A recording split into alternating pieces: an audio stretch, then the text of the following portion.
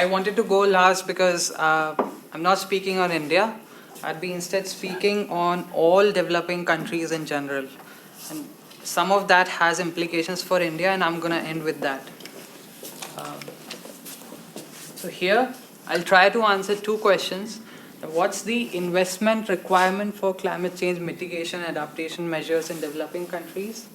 And what are the sources of those finance? And how can the MDBs, multilateral development banks, can help in leveraging private capital? Because to be honest, private corporations have the firepower to be able to enable the kind of transition we are looking at. What I'm speaking on is based on this paper I did for Brookings. If what I say is of interest to you, you can please refer to that. It's available on csep.org.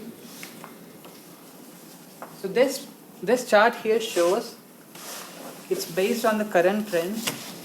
What's the state of climate finance in all developing countries excluding China? China is excluded here because we believe China has the capacity to finance what it needs on its own. Which means we are looking at about 130 odd countries, including India, including the vulnerable nations, including the low-income countries. Now, as of today, these countries are, if they continue the way it is right now, they'll be able to mobilize about $350 billion by 2025.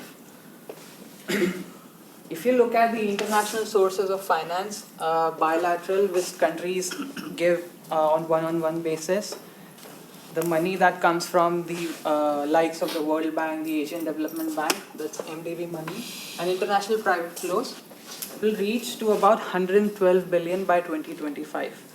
I've highlighted this number here because it's related to what the 100 billion number that was that first appeared in 2009 at COP15. That number currently stands at about 80 billion, including China, and that number will reach to about 112 billion by 2025. So this plus this, countries will be able to finance about 350 billion, and what they need is 1.3 trillion.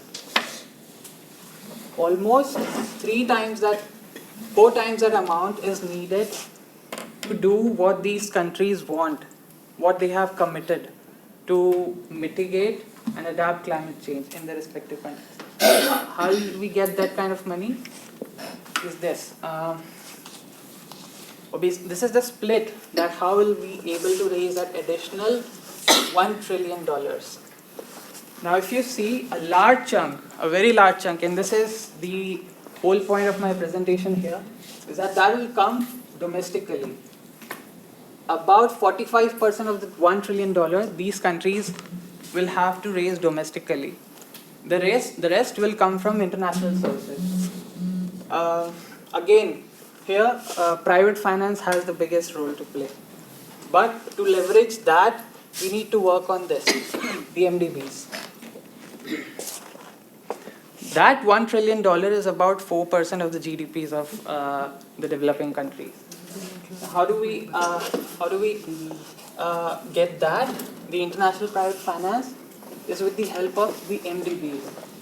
Now here I've listed a few things that the MDBs can do to help get private finance. They can co-invest. They can do reform-oriented sectoral lending like we just saw in the previous presentation on transport. Credit enhancement and project pooling. All these things would require MDBs to have money. That's not something that's politically supported right now. Countries are more in favor of dealing bilaterally. As we see, multilateral in general sense is on a decline. So these kinds of things happening, for these kind of things to happen, we need a lot more money that the MDBs currently do not have. And therefore we propose a few things that the MDBs can do on their own. Doing these things do not require MDBs to have more money. They would just need these kind of reforms the MDBs can make through their boards to raise the money, to raise the capital base of the MDBs It's the G7 who actually control the MDBs. They need to agree to that. And for the G7 to agree, they need to pass resolutions in their respective Congress or parliaments. For example, relaxing the gearing ratios. For every dollar that's put into an MDB, what amount they can lend out, they can increase that, they can remove single borrower limit. These limits are completely arbitrary. Sorry. For small developing countries, these limits run into few $1 million. So yeah, what does all of this imply for India? If we go by that ratio that I spoke earlier, India's needs would be at around $100 billion per year. And again, if we go back to the chart, about 50% of this India would need to raise domestically. And some of the measures, what Rohit spoke about, those can be used, and that form the dedicated efforts domestically. We are in a unique position right now. Being the chair of the G20, we can mobilize support amongst the G7 countries to push for an expanded MDB lending.